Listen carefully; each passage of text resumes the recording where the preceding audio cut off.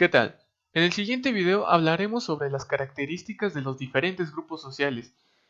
Pues muy bien, para hablar antes sobre sus características tenemos que tener en cuenta y tener en claro qué es un grupo social o qué son los grupos sociales.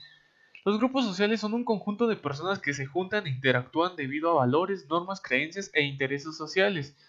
Se ha dicho que desde los inicios de la humanidad han existido grupos sociales. Para formar un grupo social es preciso un mínimo de dos personas no teniendo límite. O sea que pueden ser de 3, de 4, de 5, hasta de 10 o hasta de más gentes. Siempre y cuando haya un sentido de pertenencia. ¿A qué voy con esto? Que para llegar a convertirse en grupos solamente cuando sus miembros se identifican como parte del mismo. Tiene que haber ese sentido de pertenencia y de relación interpersonal. Muy bien, los grupos sociales han ayudado a través del tiempo, ya que han ayudado a las ciencias sociales como son la psicología, la antropología y la sociología, ya que estos ayudan a que los grupos se diferencien de las categorías sociales.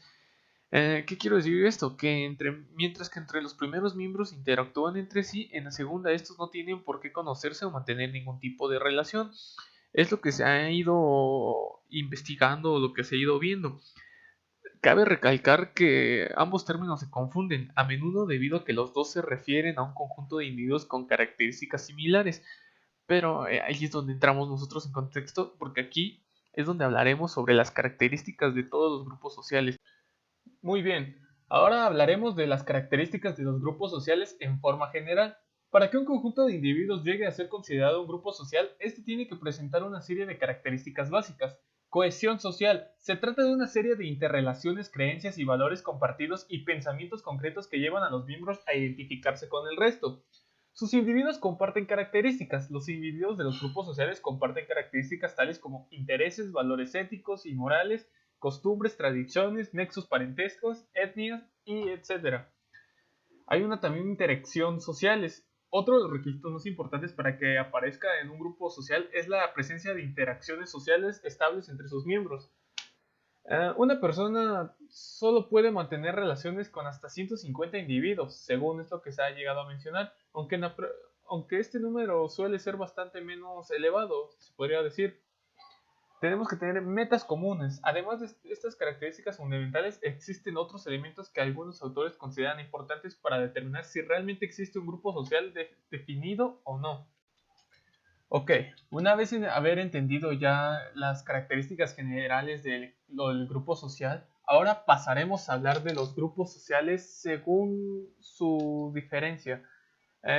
Aquí se puede decir que es como se clasifican, pero cada grupo social en sí tiene su característica o su modo de definir por qué trata de esto. Empezaremos a hablar por el grupo familiar. Sus miembros están vinculados por lazos de sangre, como por ejemplo los padres, los hermanos o los hijos. Es importante destacar que en algunos contextos la noción de familia abarca a todos los parientes. Tenemos a los grupos educativos que se conforman por instituciones educativas tales como escuelas, colegios o universidades. Su función consiste en la transmisión del saber cultural y científico a sucesivas generaciones. También tenemos grupos económicos, que su función es la producir y distribuir los bienes materiales.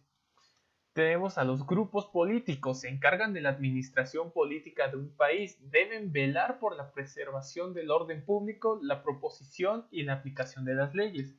Tenemos los grupos recreativos, su función es el de recrear, proveer descanso a las personas. Dentro de esta categoría se pueden incluir los clubes sociales o los clubes deportivos. Tenemos también que tener en claro que existen los grupos primarios y secundarios. Tradicionalmente se distinguen como grupos primarios y secundarios en el campo de la sociología, una clasificación basada en las relaciones que existen entre los miembros de un grupo. Tenemos que los grupos primarios son grupos sociales con un tamaño delimitado, con relaciones e interacciones cara a cara más directas y entre personas que se conocen. Y en los grupos secundarios tenemos que tienen un mayor tamaño con respecto a los grupos primarios y abarcan relaciones más funcionales entre las personas del grupo. Incluso no pueden conocerse, ¿saben? Es como que es un grupo social como que es momentáneo, como que no vas a establecer una relación ahí.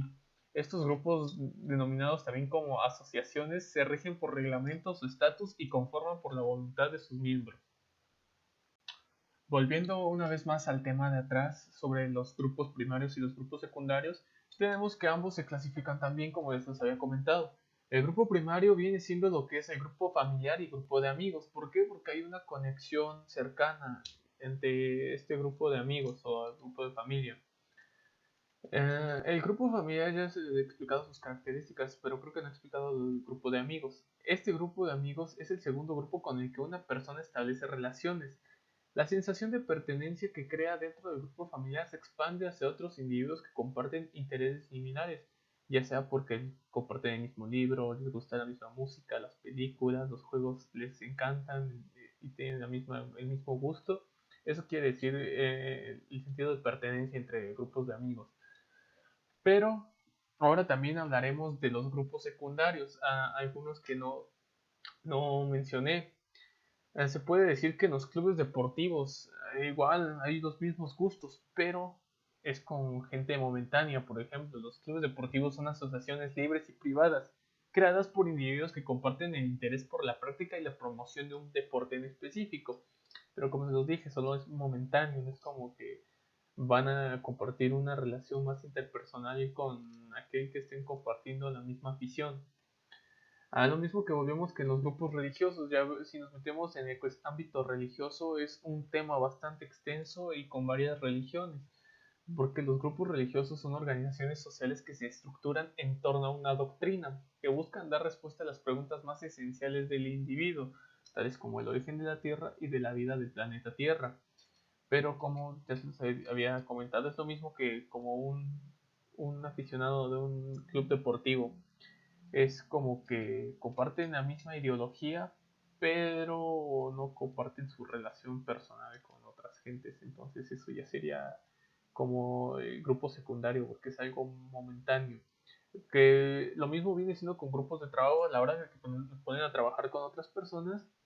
Tal vez no nos conozcamos a la persona, pero la conozcamos en ese momento, pero solamente nuestros intereses va a ser para trabajar y hacer el trabajo prácticamente. Solamente estamos mentalizados y pensando en eso, pues nunca hablar de nuestra vida personal de uno a otro, porque eso no tiene nada que ver con lo que nos puedan pedir, que se pueda decir sí. O al menos que ya esa persona se meta al grupo primario donde ya influye en tu círculo de amigos y ya sea alguien esencial para ti.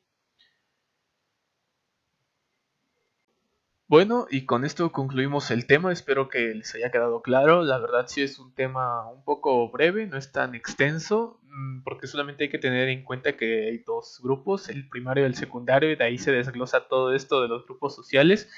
Y si bien, como ya les dije, al principio hablamos de las características generales de lo que engloba un grupo social y ya después nos enfocamos a hablar de lo que, cómo es que se caracteriza cada uno de ellos y cuál es su importancia o su relevancia pertenecer en uno de estos grupos. Pues muchas gracias por su atención.